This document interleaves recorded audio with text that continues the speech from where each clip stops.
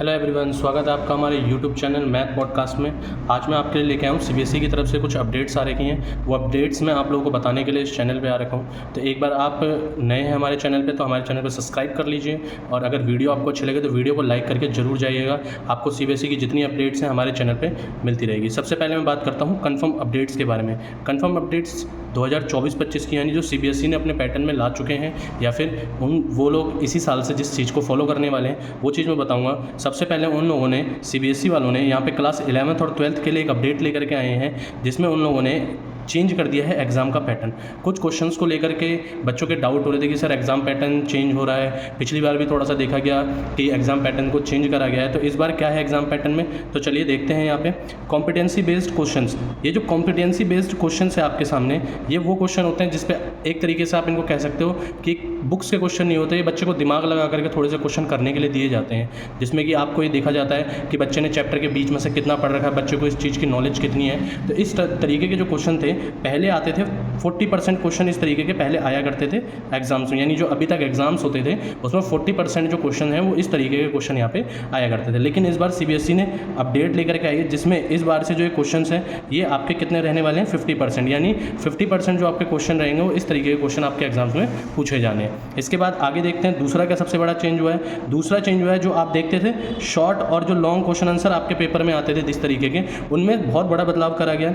आज से पहले, यानी जिस भी बच्चे ने इस साल भी अगर एग्जाम दे दिए हैं, आप दोबारा से रिपीट करता हूँ, सुन लीजिए, जिस भी बच्चे ने 2023-24 में यानी इस साल एग्जाम दे दिए हैं, उनके पेपर में इस तरीके के क्वेश्चन 40% क्वेश्चन आया करते थे। लेकिन नाउ अब जो आपके आगे आने वाले क्वेश्चन है इनकी वेटेज कम कर दी गई है, ये 30% क्वेश्चन रह चुके हैं।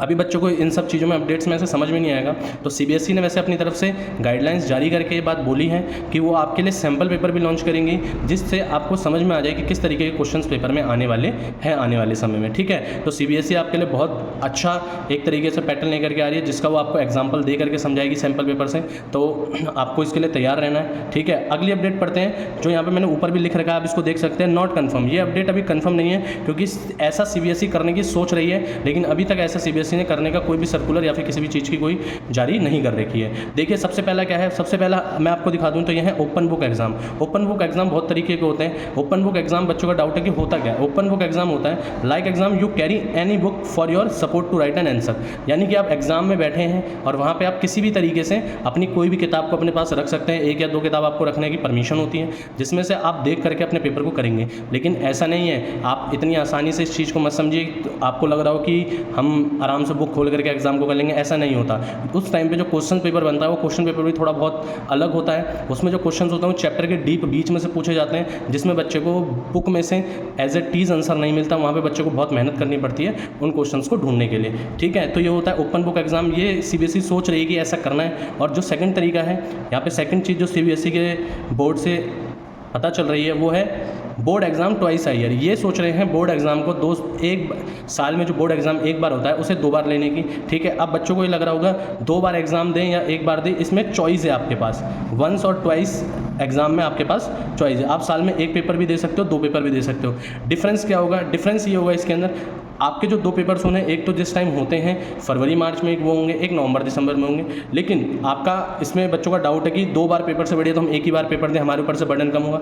लेकिन सीबीएसई इसमें ये भी सोच करके ला रही है। सीबीएसई का कहना है कि यहाँ पे अगर 2 बार साल में पेपर आप देते हो तो जिसमें आपके ज़्यादा नंबर होंगे वो पेपर को आपका कंसिडर करा जाएगा। यानी आप साल में जिस भी दोनों बार अगर पेपर देते हो तो जिसमें भी आपके ज़्यादा नंबर है, वो जो आपका पैटर्न है उस पैटर्न में जो आपने एग्ज़ाम दे रखा है यहाँ पे, कि मान लीजिए एग्जाम्पल के लिए आपके फरवरी वाले पेपर में अगर ज़्यादा नंबर आते हैं तो जो आपके मार्क्स कैलकुलेट होंगे वो फरवरी वाले मार्क्स को यहाँ पे कैलकुलेट करा जाएगा। ठीक है, तो ये कुछ अपडेट्स थी, जो कि ये वाली अपडेट्स 11th 12th के लिए आ चुकी कन्फर्म वाली।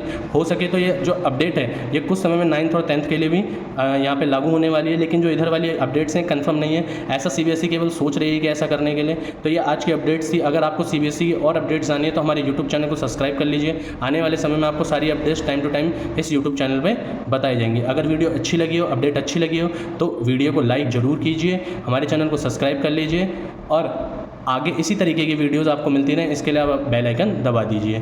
तो